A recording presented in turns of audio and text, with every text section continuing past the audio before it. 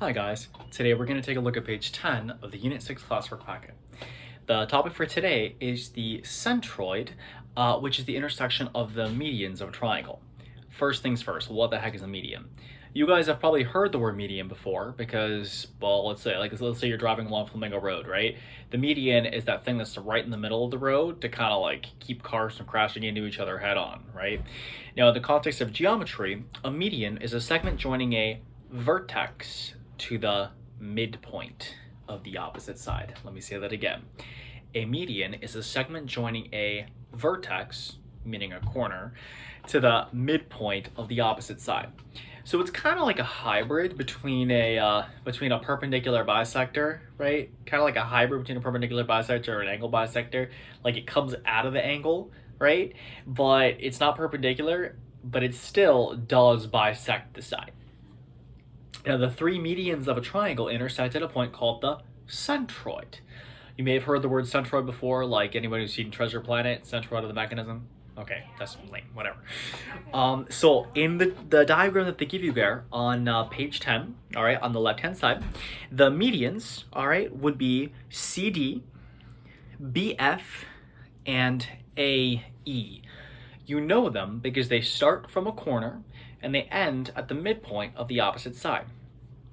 The centroid is just where they intersect, and that will be point P.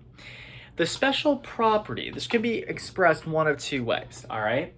Each of the medians, do you notice how they're split into a big piece and a small piece, right? Like, for example, take a look at CD. You notice how that DP is itty bitty and CP is bigger? Excuse me. So you can think about this as being split into either a 2-to-1 ratio, or you can think about it as 2/3 to 1/3. And we'll talk about how both of those come into play later on. But in other words, it's a fancy schmancy way of saying the big piece is twice as big as the small piece. Let me say that again. The big piece is twice as big as the small piece, or alternatively, the big piece is 2/3 of the whole, and the small piece is 1/3 of the whole thing. Let's take a look at how this works with example number 1. All right. So let me draw example 1 for you. All right, JMKNL, JMKNL, and then over here we have O, right? All right, so let me draw my three medians. There's 1, there's 2, there's 3. There, right there is point P. All right, so the first thing I'm gonna do is I am going to put the information that they gave me in the diagram itself. So they told me JK was 22. Let me write that out. So JK is 22. They also told me KN was 13. KN is 13. And they told me that OL equals 18. OL equals 18. All right, cool. So with that in mind, we should actually be able to go in and fill in a whole bunch of stuff. First of all, the fact that it's a median, we need to think about what a median is. A median connects the vertex to the midpoint of the opposite side. But what exactly does a midpoint do? A midpoint splits a segment into two equal parts, right? So this whole thing's 22. This is 11 and 11. If that's 13, that's also 13. And if that's 18, that's also 18. Okay? So, with that being said, let's actually take a look at what they're asking us for. First off, they ask us for KM.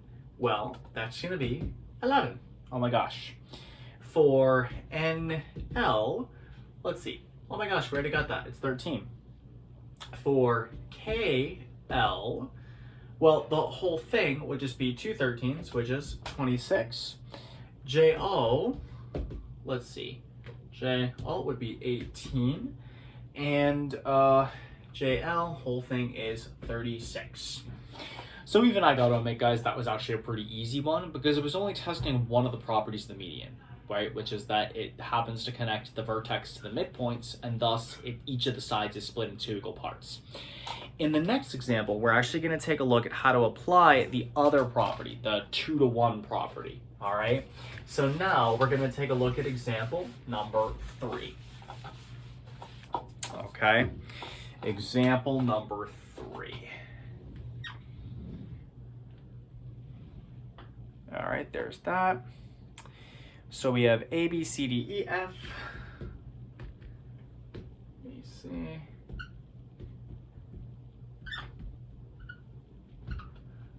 And what's that point in the middle? It's called G.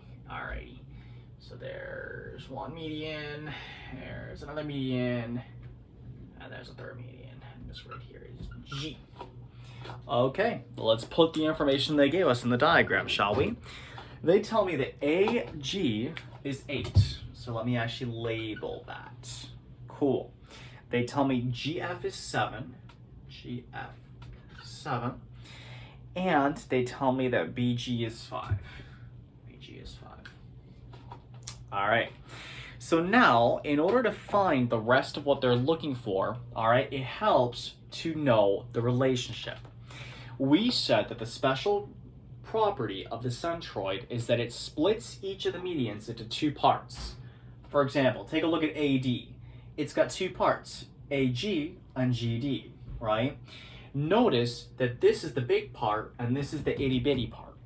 The big part is twice as big as the small. That's all this is saying. So if this is 8, what's this? This would be 4 because the big part is twice as big. Similarly, you see the 7 down here? This is the small part. So if the big part's twice as big, what's twice 7? 14. And last but not least, do you notice how the 5 over here, this is the small part? So I'm not gonna say the whole thing, the bigger part here would be twice as big, which would be 10. So to keep it simple, guys, the big part is twice as big as the small. That's how to do the problems with the medians, okay? With that being said, let's take a look and see if we know what we need to. All right, so GD, do I have that now? Yes, I do. It's 4. What about AD? Well, AD would actually be the whole thing, right? So 8 and 4 together make 12. Then let's try CG. Okay, so CG, that's 14, according to what I found. And GE, I already found that was 10.